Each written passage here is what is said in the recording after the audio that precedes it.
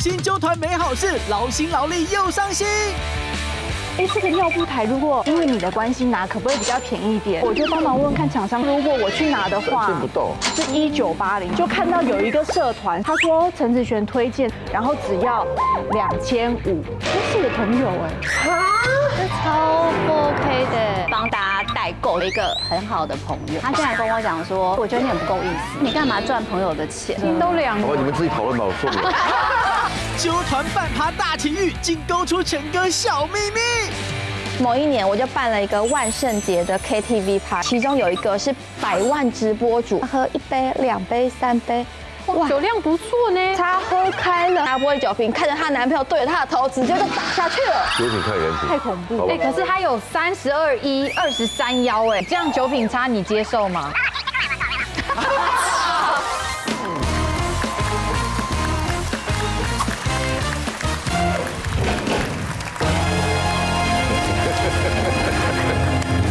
欢迎收看《女王大人》。喂，你们好。来，陈哥，怎么？我最近看到一家冷冻水饺被网友评为一生推。什么叫一生推？谁推谁啊？一生推就是一期一会的意思。哦，一辈子一定要经历一次。对，哦，水饺是椒麻猪肉特殊口味，哎呦不仅皮薄带劲儿，料多馅美，一口咬下去还会被香麻的汤汁暴击。重点是现在凑20包就免运。我正好在揪团，你要不要加一啊？我根本没什么朋友，你怎么纠团呢？哦，你大可放心，我一直都有在交新的闺蜜，你只要帮我买19包就好了。你不是说20包免运吗？搞了半天你根本没揪到人啊！哎，拜托，你还不承认你没朋友？你就没朋友？有什么？我只是被放鸟。这鸟放的可大了吧？因为这几位都是最近认识的闺蜜嘛。为了活络我们彼此的感情，我自告奋勇的开团，想让大家品尝美食。结果没想到全员响应，无人买单。今天啊，我们邀请到的4位都是爱揪团的来宾。哦，你问一下他们怎么销库存的，好不好？我告诉你，他们遇到了可多操又吃力不讨好的事儿。来，欢迎他们出场。介绍第一位，陈子璇。子璇，欢迎关韶文，欢迎陈一凡，这是陈依依。欢迎蔡一凡。谁是陈一凡啊？我就瞄到那个凡就带过去了，陈一凡。但我放枪跑出来，人跑出来了。对，老婆都会在这儿。是嘛？你跑出来跳舞都没人看到。哎，今天呢，我们4位都是爱揪团的朋友。我看不出来子璇，你应该是跟团的，你有在揪吗？有以前啦，以前蛮爱揪团，现在还好。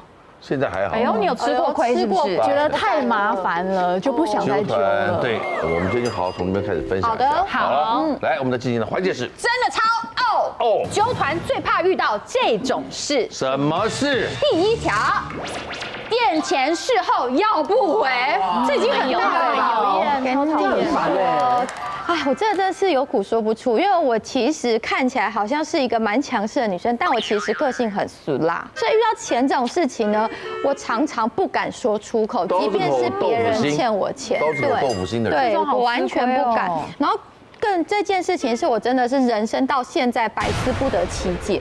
我曾经在演艺圈有2个非常好的朋友，我们那时候都说自己是 SHE， 所以我们只是不定时会一起揪出国玩。那每次出国的时候呢，我觉得我们很棒，是因为另外2个都不管事，我刚好就是一个行程规划控，然后我喜欢把事情都安排好的人，所以我每次出国的时候呢，都是我机票、机+9行程，然后用成一个 PPT 给大家看，然后他们2个就是无所谓，跟着我就好了，我觉得也很棒。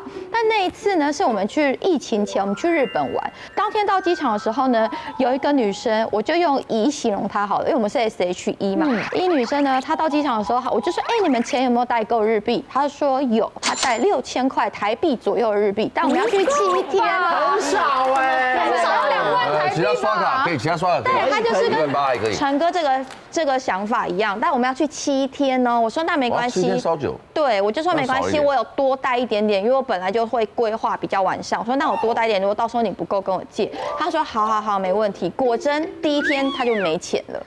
他第一天就没钱之后呢，就开始跟我换汇嘛。刷卡呗。刷卡，但有一些地方不能刷，例如说小摊贩啦，或者是一些小东西，如果去逛他可能不想市集刷或是小物的话，对。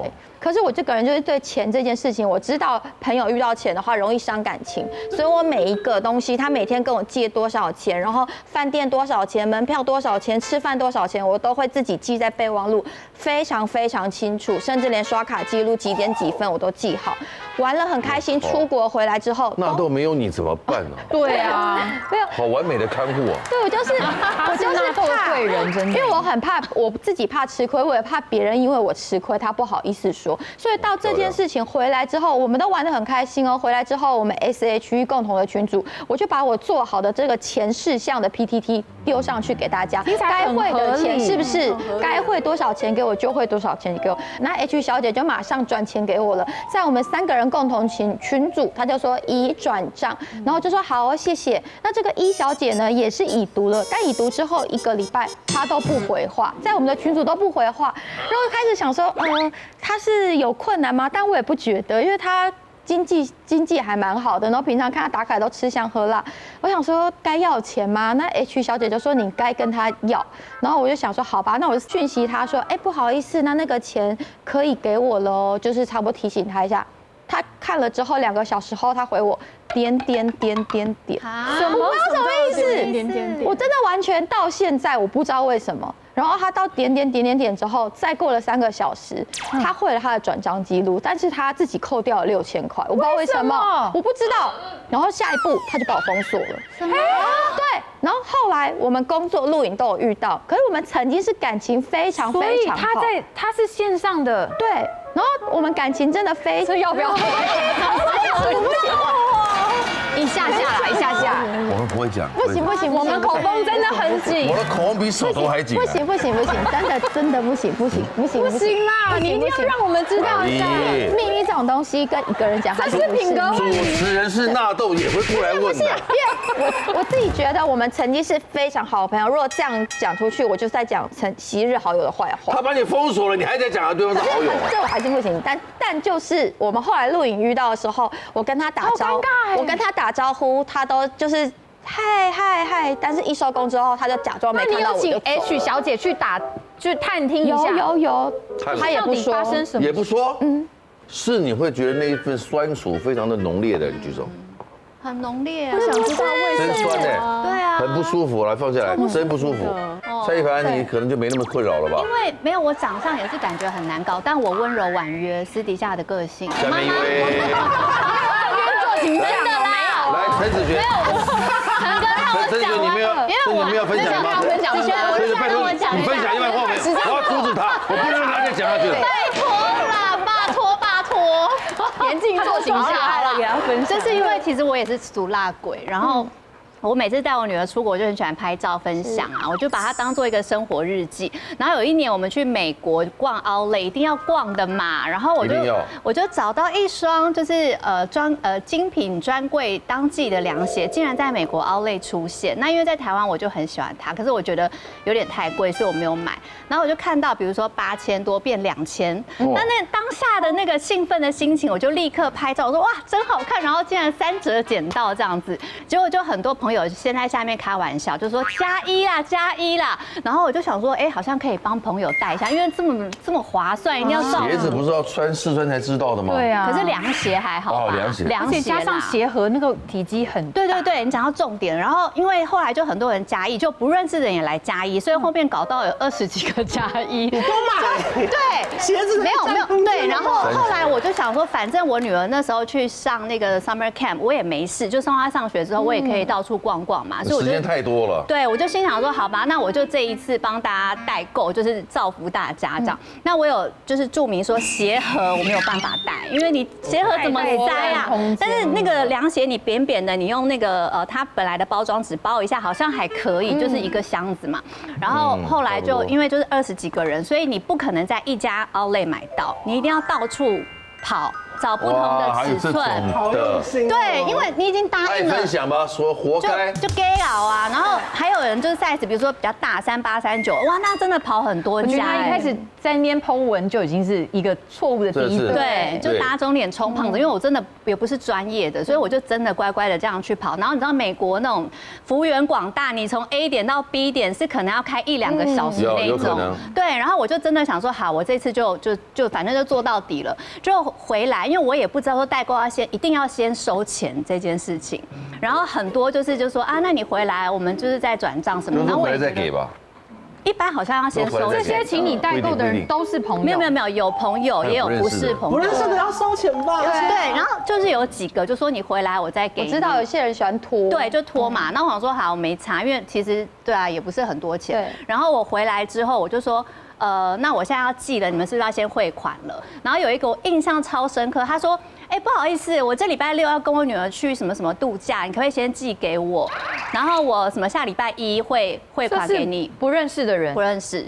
然后我就想说，好没礼貌。他礼拜6要出去玩，他说礼拜1才汇钱给我，然后我就乖乖的还就是直接就是宅配给他。然后他竟然在礼拜1要汇款的时候，我就说，不好意思，你要就是先汇款给我。然后他就说。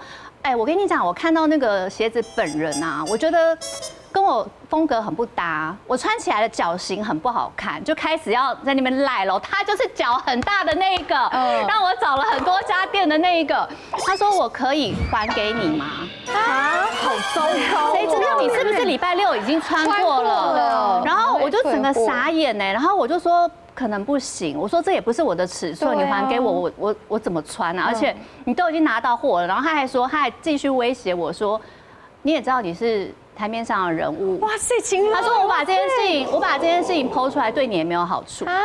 我那时候就背脊一凉，我想说原来代购这么难当哦，居然还可以这样子搞，然后我就真的是因为太温柔的关系。我就默默的说好算了，这次算我穿插一个做形象。对，我还是有置入。要置入一下。对，置入抓1350。我就说算了啦，我就认赔没关系。你认赔？不然怎么办？更让我心寒的是息事宁人，你就助纣为虐。息事宁人，你就助纣为虐了。对，可是他应该不是第一次，他是惯犯。那个应该是惯犯。但更让我心寒的是，我一个很好的朋友，然后他。竟然就是事后拿到，他有先汇款，他竟然跟我讲说，我觉得你很不够意思。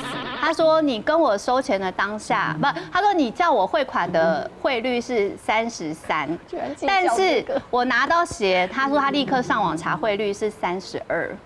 当然是你买的当下汇率太算了，怎么会跟你这个叫做不够意思。他就说你为什么要多拿？差那点点，谁跟你多？而且讲这话是我的朋友。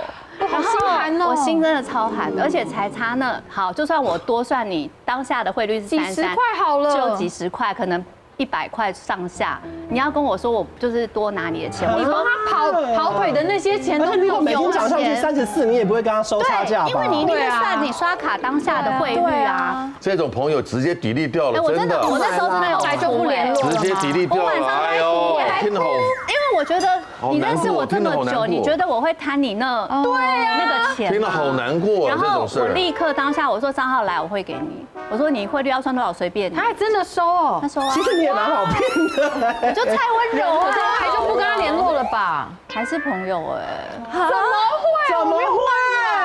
绝交了。我是觉得他除了钱这一块很不 OK。我们年纪都不会太小了，好不好？余生不长。不要跟那种人，不要跟那种人浪费时间。所以你们会就算了嘛，就不交的，就不联络。啊，我好像不联络，你也是对不对？我不会不联络，但我知道我们已经有距离了。哎，我难过死了，听到这个，心都凉了。好吧，你们自己讨论吧，我受不了。我觉得你代入太多了，我太讨厌。我觉得我们应该抽离一点，我们要以第三方的角度来看。我们来看看下一条。好，来第2条，脑袋锵锵状况外。关关啊，就你哎，就你有脑袋锵的朋友。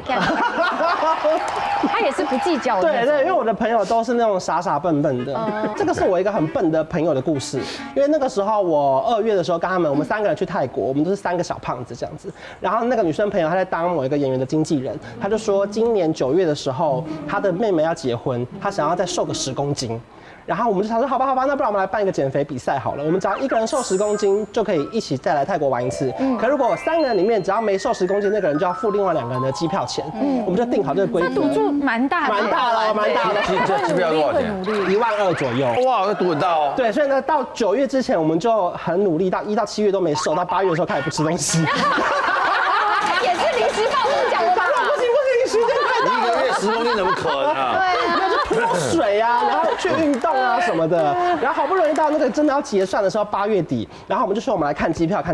然后因为我朋友是经纪人嘛，他手上有一些演员，他就看说啊，这个谁杀青了，那个时候庆功宴，那个时候还没开拍，他就空出了大概6到7天的时间，所以大家都瘦了，还没，就是那个时候还没有验收，我们只是先把日期定出来，就已经想好庆功了。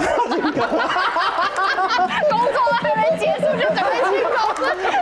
然后结果就是我们要在出发的前2个人都要结算体重了。我跟另外一个男生真的都有瘦了大概10公斤左右，就这个女生没瘦，所以她要负担我们2个人的机票钱，就大概22000、24000左右。然后她不是把她工作全部都空开了吗？可是你记得这个减肥比赛是为什么开始的吗？她要参加婚礼。结果她把她经纪人的行程排开之后，她突然跟我说：“完了，我们买机票之后那5天是她妹妹的婚礼。”笨不笨？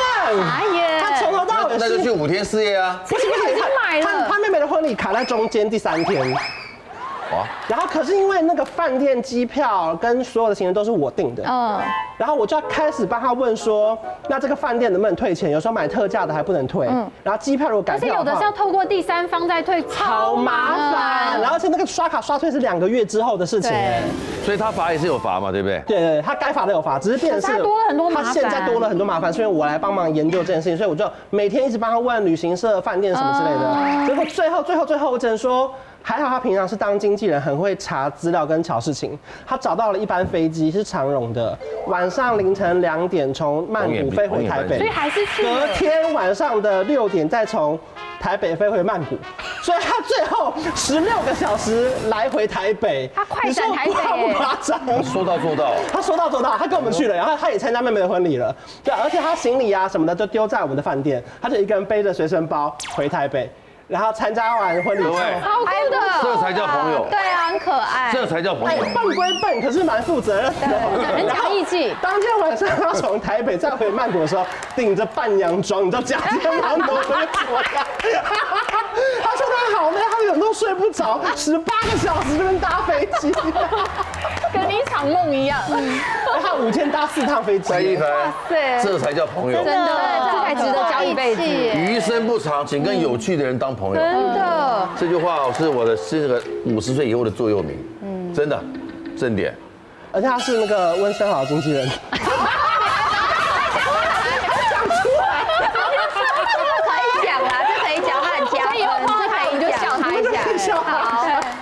第3条最怕遇到什么？动用人脉丢脸面。哎呦，我呢算是很喜欢跟大家分享，特别是美食。就是大概2、3年前有一家火锅店，它开了，然后很有名，因为它有名的是因为它的牛奶锅有那个小熊，但是小熊放进去呢，它会融化，慢慢融的那个。然后刚好我朋友在里面当经理，所以那个时候要订到那一间很不容易，我就跟我先生还有我朋友的先生约好2对夫妻一起去吃。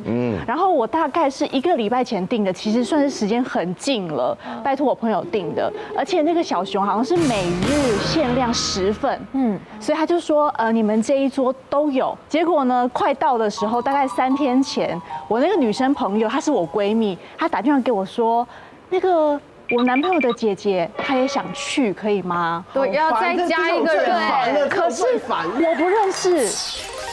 当主就吃力不讨好，劳心劳力还丢大脸。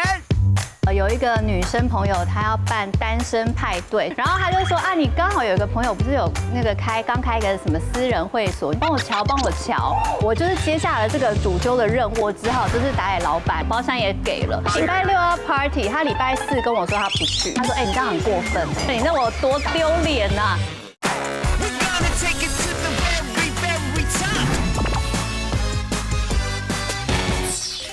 我男朋友的姐姐她也想去，可以吗？对，要再加一个人。可是烦，我不认识，你就说没位置就好了。我说我帮他问问看，我就人很好，我不好意思拒绝，应该不是人很好，是我不好意思拒绝。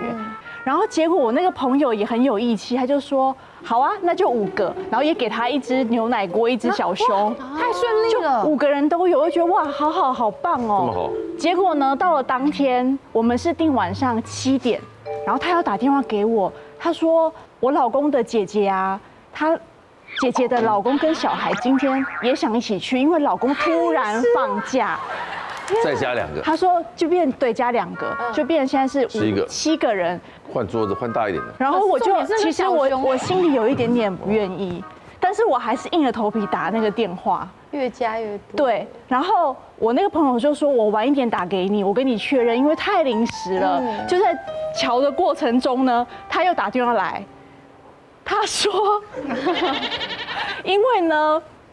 他姐姐的老公是离过婚的，他跟前妻生的女儿，要把她老公跟2个小孩一起带来，可以吗？因为都很想要吃那个小熊。这样他们就一家团圆了。对，我那时候当下说就跟我先生说，那这是什么意思？我们好像是局外人，破镜重圆的剧。对，这鸠占鹊巢吗？还是不对？反客为主。反客为主。但是呢，我那时候竟然不知道怎么拒绝，我就想说再打电话说可不可以就是在家就变12个人。然后我朋友说12个人，他想了很久说那我给你们一个大包厢好了。我想说大包厢，可以耶。结果就这样子，大包厢，然后原本的5只小熊煮在一起，这样可能还 OK。没有，因为他那时候还跟我说可不可以就是让小孩也有小熊，大人没有关系，后面家的小孩一定要有小熊。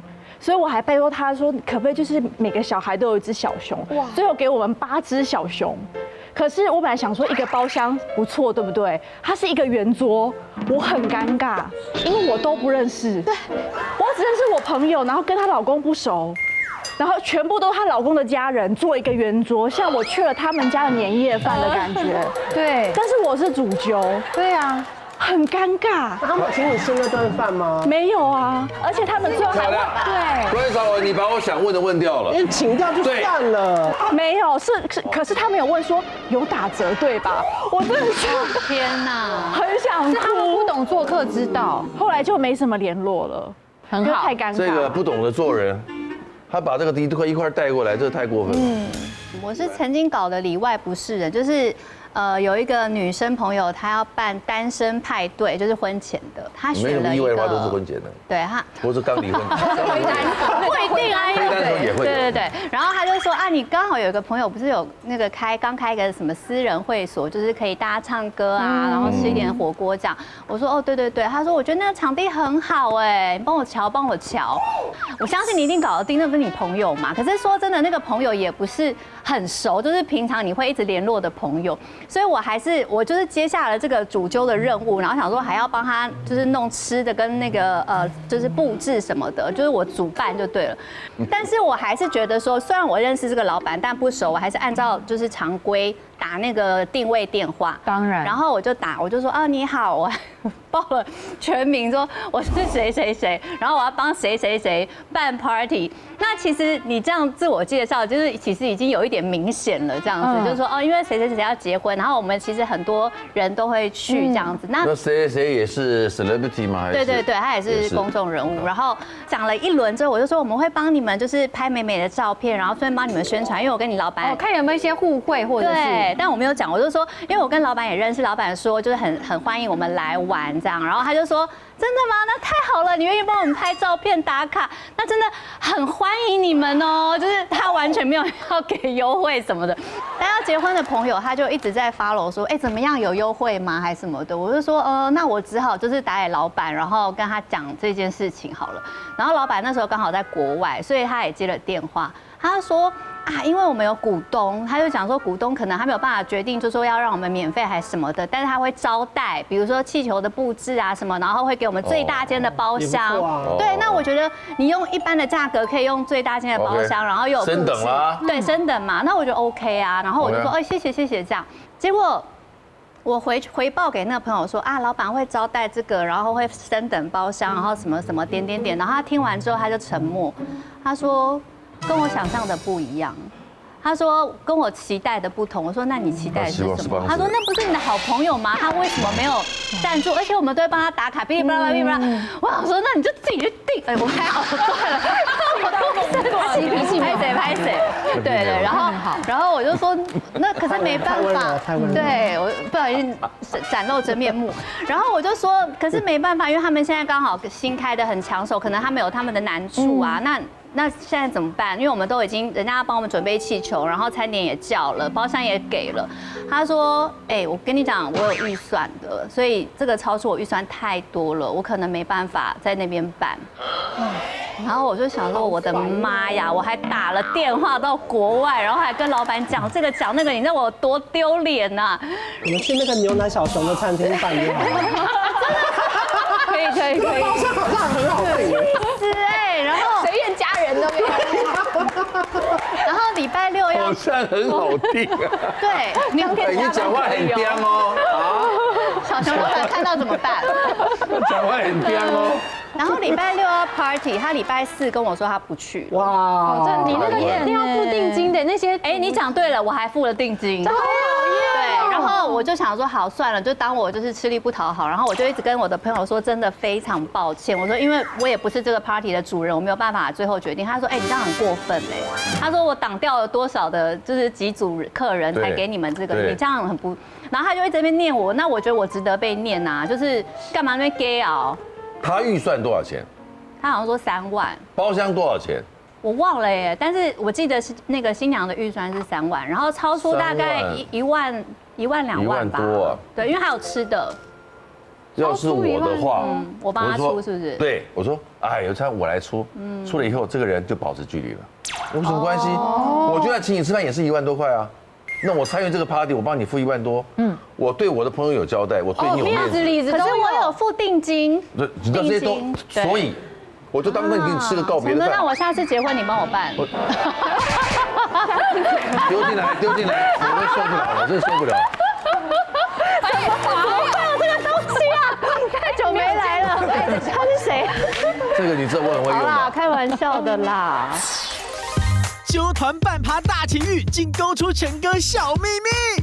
某一年我就办了一个万圣节的 KTV party， 其中有一个是100万直播主，喝1杯、2杯、3杯，哇，酒量不错呢。她喝开了，拿玻璃酒瓶看着她男朋友对着她的头直接就打下去了，酒品太严重，太恐怖。哎，可是他有32.1、23腰，哎，这样酒品差你接受吗？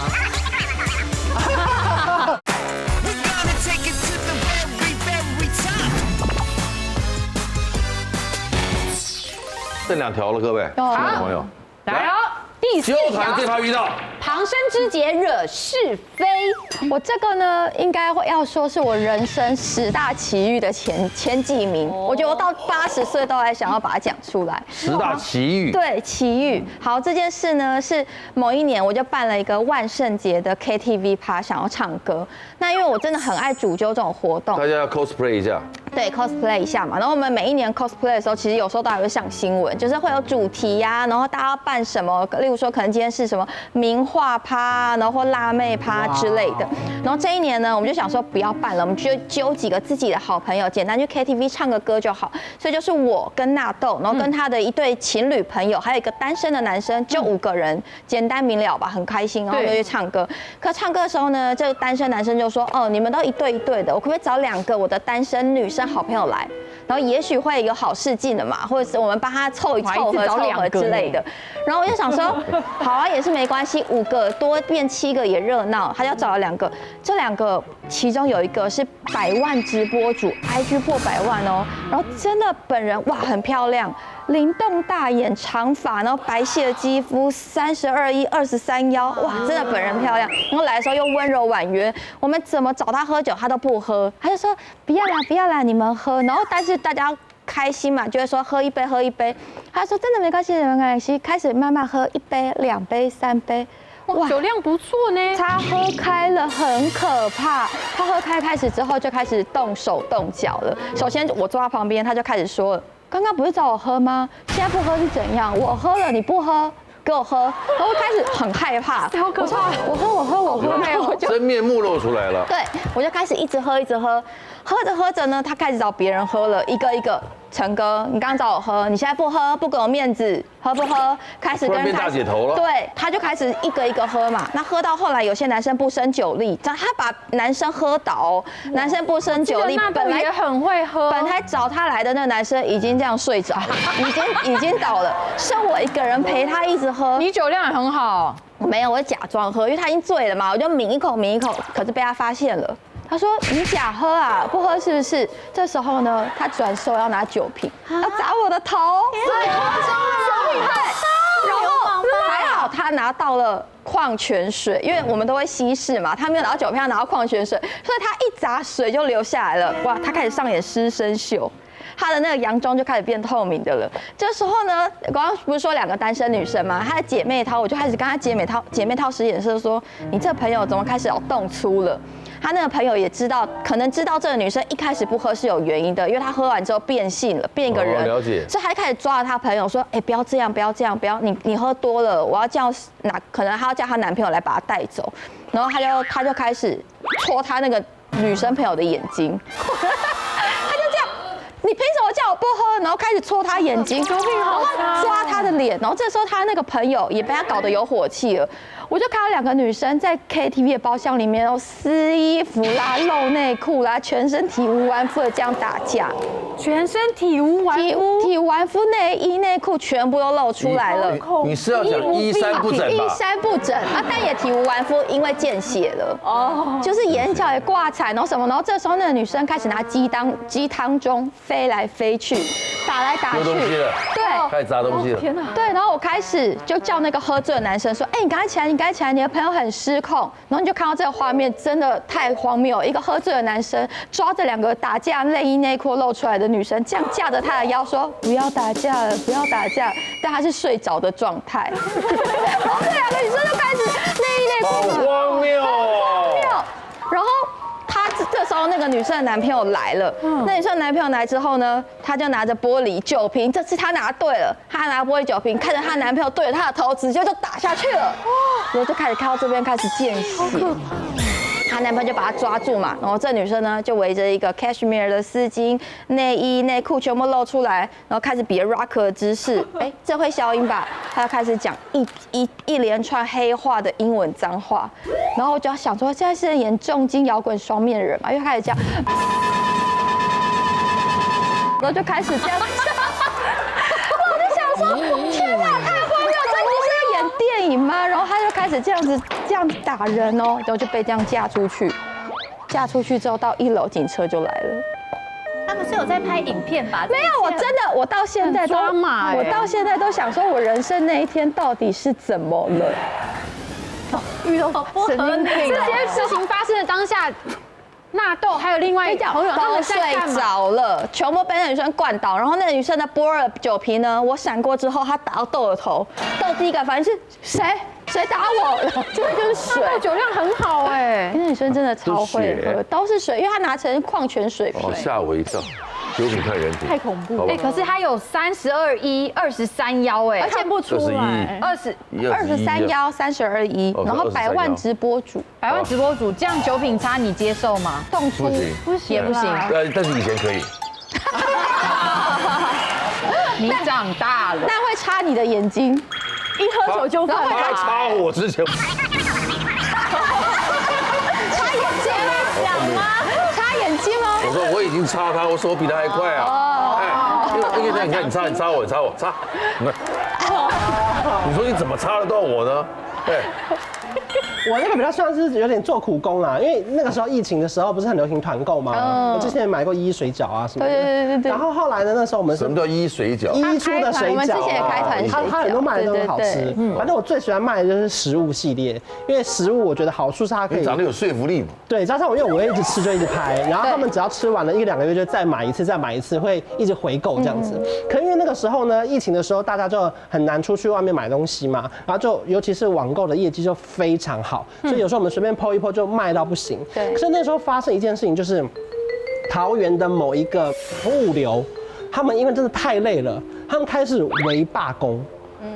就是他们没有真的罢工，可是呢，他们就是只要一到下班时间，以前老板交代的货要送完了，他们就都不送了，准时休息。对，所以呢，就是东西全部都绝不加班，一直堆。然后呢，我们本来答应客户说可能7到14天要送到，其实已经有一点久了。人家某都1天就送到了嘛。然后某就是在疫情期间整个爆。对，然后反正后来呢，我们就一直问说我们的货到底在哪边，我们要跟跟我们买东西的人解释。后来才发现说所有的货都还卡在那个桃园的某一个那个物流站就对了。然后我们就想说完蛋了，不能再让他们等了。所以呢，因为我们还有别的存货嘛，我们就再拿同一批货，我们再快速的包完之后呢，送到另外一站，想说查最近的站是树林站，我们再准备了，就原本100箱卡在桃园嘛，另外100箱送到树林站，然后结果又卡住了，因为树林站已经全部出去啦。后来我们一查，发生什么事情？树林是小站，它的总站是桃园，它又送去桃园了。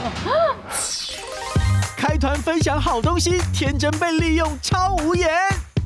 这个尿布台如果因为你的关系拿，可不可以比较便宜一点？我就帮忙问问看厂商，如果我去拿的话，见不到是1980，就看到有一个社团，他说陈子璇推荐，然后只要2500，那是我朋友哎，这超不 OK 的。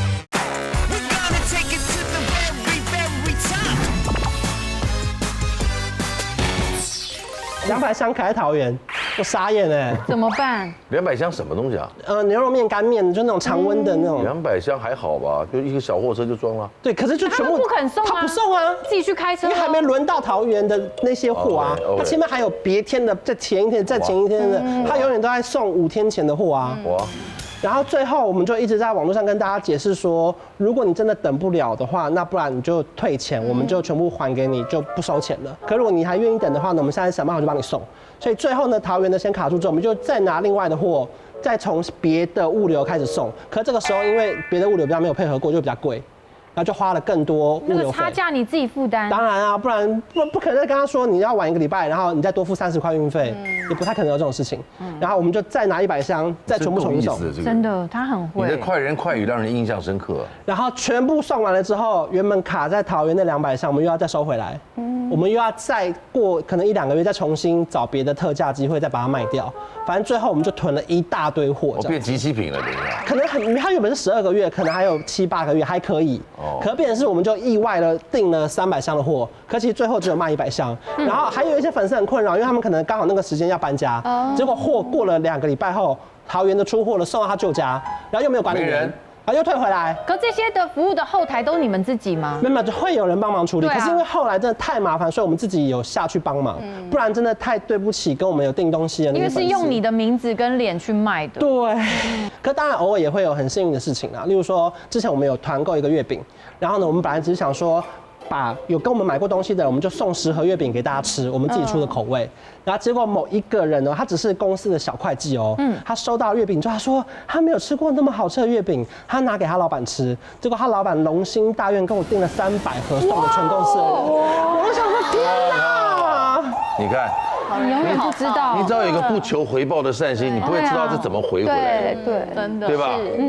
我呢是我儿子刚出生的时候，厂商有请我业配一个站着帮小朋友洗澡的那个脸盆，跟站着帮他换尿布的台子，有照片这样子，很方便。可以站，哪有站？有啊，我是站着。对不起，我站着，我还怎么站呢？小朋友躺着，我站着。我以为宝宝是这样子。像爸爸会讲的话，往上放一样，插在那，跟歪字就插着，整个人插的跟耶稣一样。是悬空呀，是妈妈站着换尿布，站着洗澡，这样腰就不会酸。然后因为呢，这个真的太方便了，所以我一 po 文之后，非常多人问说，这个尿布台如果因为你的关系拿，可不可以比较便宜一点？我就想说，也可以啊，我就帮忙问问看厂商说，如果我的亲朋好友要的话，是不是可以比较优惠？然后网络上8折9折不等一定有的。对，网络上它是卖原价2980，然后如果我去拿的话，不到是1980，便宜1000块。天啊，多啊！所以我那时候群组里面的姐妹就是疯狂抢购，疯狂有孩子没孩子的都订一个了。对，总共是帮他们订了30几组。那时候，你真是意见领袖哎！我就帮他们订了30几组，而且因因为大部分订的都是女生，不然呢？他们没有交通工具，所以那时候我就拜托我先生帮他们送，我靠，就一个一个从台北，然后最远送到桃园，再开回来。然后其中有一个女生，她订了20几个，是我高中同学，我也是亲自帮她送到。卖出30组，有20几个20几个。她说她帮他们家人买的，就是姐姐妹妹啊，然后同事订购，因为太便宜了。怎么可能有？就像二房东一样吗？他又开了一个团。对 ，maybe， 你们都讲对了，因为有一天我在滑脸书滑，就看到有一个社团是妈妈社团，然后里面就贴了我的照片，我想说奇怪怎么有我的照片？他说陈子璇推荐这个非常好用，然后只要2500，然后我看了那个我看那个账号，哎，是我朋友哎，是我朋友的脸书，他都不知道说原来在脸书贴文。那个社团如果是公开的，会跳出来在你的好友的版面。通常都是私密社团，它不是私密社团，所以我看到我傻眼，尴尬了。我就想我要不要问他，他买东西拿去卖，好像也合理，可是好像又有点不合理，因为他没有老实跟我讲，我就打电话问他，他就说先截图，对我有截图，然后我就打电话问他，他就说1万多哦。我就朋友不要，他一开始跟我讲说他朋友亲朋姐妹不要了，所以他就拿去社团转卖。然后我想说好吧，他找一个借口给我，我也不知道怎么说。结果没有想到过2天之后，他跟我说，可不可以再跟你订就是10几个？我说为什么？他说因为他有 po 在另外一个地方，另外一个网站有人跟他订。我说我真的没有办法帮你订，因为你没有告诉我就拿去卖。他就说可是对方已经付钱了，他就这样跟我讲说，可是对方已经付钱了，已经付钱了，那你忙你的吧。没有，他是20几个之后多订10几个，结果我真的帮他订了，因为他也是求我，他说我这样信用不好，我跟你说我在那个网站是新的卖家，如果我这样子没有卖给他们的话，对我的信用不好，他可能给我负评。你也知道我很辛苦啊，要照顾我女儿什么什么的，又行了，我又心软了，我说好吧，那你之后就再也不要找我买，我不会再帮你拿了，你下架。他就说好，我之后不会再找你拿了，我下架。原来我们今天来的这4个人都是刀子口豆腐心的人。对，你们一个一个都心软，你们一个一个都是，这真闷呐。辛苦规划出国团，不被感谢还被骂。妈妈去放风的时候，我就会自告奋勇说，那我来规划，就是先给大家看，因为他们就是想说，我们要去看有什么包什么包。有一个妈妈呢，她平常比较节俭，她就一直说我逼她当贵妇，她根本就不想要这种。你逼她当贵妇，对，真的很讨厌。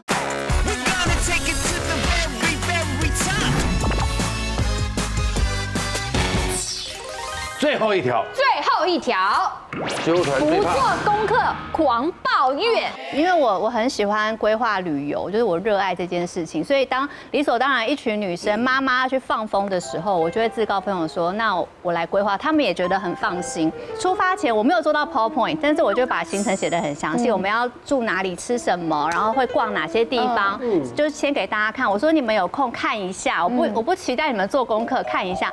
就第一天到机场我就知道大事不妙了。怎么了？另外3个就问我说，我们坐哪个航空啊？然后我就先摔倒，想说哪个航空你都不知道。出国资料上面不都有吗？对，我把你卖掉你都不知道。然后到了饭店，那个饭店什么我们要打卡，要拍美照这样。我就说第一个就比如说陈哥问我，就说怎么的。然后第2个又问，第3个问我的火就已经上来了。我想说你们为什么都不看一下嘛？看一下就好，至少知道鸡加酒在哪里嘛。然后开始第一站要去吃米其林，就是戏就来了。有一个妈妈呢，她平常比较节俭，然后其他就比较肯花。然后她一看到菜单，她就眉头一皱这样子。然后她就说，可是我只想吃排餐，因为我们其他人都选那个海陆大餐，但是它的规定是这样子，就是你不可以有人排餐，有人海陆大餐，你就是要整桌一样的，所以他只能少数服从多数嘛。他说好吧，那也只能这样了，然后就那个 menu 一摊，这个气氛就不好了，对，就不好了。这个态度怎么了？第一天的第一餐是米其林，不是冰淇淋对，而且我还选午餐，因为午餐比晚餐便宜，我还考量到说他平常没有，对我就觉得便宜很多。那我们吃午餐，结果在倒水的时候，那个waiter 就说这个水资是1人100，别翻脸呢，什么？所以要钱哦？通常都要吧？对，然后泰国100不就100吗？跟台币一样。就是你平常没有出来就是吃米其林餐厅，但是你出发前也看一下我给你的餐厅的网站嘛，你自己如果有预算，你要有心理准备。好，反正他就一直抱怨，就吃到最后，他真的心情超不好，那个气喷哦就卖哎，就是他就一直说又不怎么好吃。为什么这句要跳成台语？因为他就说 keep 喷就 keep 喷的 keep 喷的 keep 喷的假喷的 keep 喷的那个不是啊，说气氛不好，因为东西不好吃又贵啦，然后什么我们为什么要带他吃这个？对，然后反正后来其他2个也被他搞得毛毛的。然后呢，后来我们要去逛街，另外2个就很想要逛那种就是贵妇品牌这样子 H 品牌，因为他们就是想说哦我们要去看有什么包什么包什么，那他自己就觉得有点尴尬，就是他平常不买这些东西，他就突然蹦出来就是说。其实我也蛮想看她的手环这样子，她就硬要讲。那我们大家当然就姐妹就说好，我们帮你挑这样子，所以就刚好她说她要白色的，好死不死就有白色的。然后那个店员也很开心说，刚好有白的，然后她只好刷卡买了。就她平常不买精品，她硬着头皮买了，硬着头皮买了，但是她自己说她手环要大概2万上下。然后回饭店的时候，她就大爆炸她就因为我跟她同一间。他说：“我觉得你真的都没有考虑到我。”我说：“什么意思？”然后他就说：“我平常又不吃米其林的人，你为什么要逼我去吃米其林？”我说：“我逼你吃米其林，我们不是行程之前都给你看了吗？我又不买精品的人还哭哦，我又不买精品，为什么要逼我买手环？你知道这是我1个月的生活费什么什么的。”然后我就整个傻眼，我说：“不是你一开始说你刚好也想看一个手环嘛，而且你还讲你要白色的，那好死不死就有白色的嘛。”我说：“没有人逼你买，你不要买就不要买啊。”他回台湾转卖可能还会赚哦。对啊，他就一直说我逼他，我逼他当贵妇，他根本就不想要这种。你逼他当贵妇？对，他说我就不是你们那样，我又不是台面上的人，我不需要那些东西，然后就哔哩吧啦狂抱怨。然后第2天我们要去按摩。按摩的时候，其实我也是要先定金的，因为那个按摩是4手连弹的那一种，就是比较好的。然后因为他第1天已经跟我就是大抱怨了，然后我就跟他说。如果你不想来就不要来，就是如果你觉得压力很大，你就他说我只想要逛路边摊，我只想要怎么样，我就说那你就走你的，没关系，我们到时候再汇合就好。然后他就硬要跟按摩，然后跟一跟他还就是在那个包厢里面说。4手连弹也不怎么样嘛，跟我想的真的差很多就是也不知道他们在忙什么，摸来摸去这样，反而不跟还比较开心。他说只是在我身上摸来摸去，到底在干嘛？然后还要好几千块，然后其他2个也跟他说，这个以后不要带出来了，就是跟我讲说，讨厌。你以前都没有跟他出去玩，没有第一次，然后他就说又不做功课，然后意见又多。第一次会有这样的遭遇的话，就很正常了。我真的吓死了，就正常了。今天聊当主揪，当主揪呢要安排协调时程，处理突发状况，还要照顾每个人的情绪。对，当主揪呢付出的时间精力，只为了让大家可以尽兴。所以这边希望大家都能够善待主揪人，团购你最神。赞啦！女王大人，下次见 ，See you， 拜拜。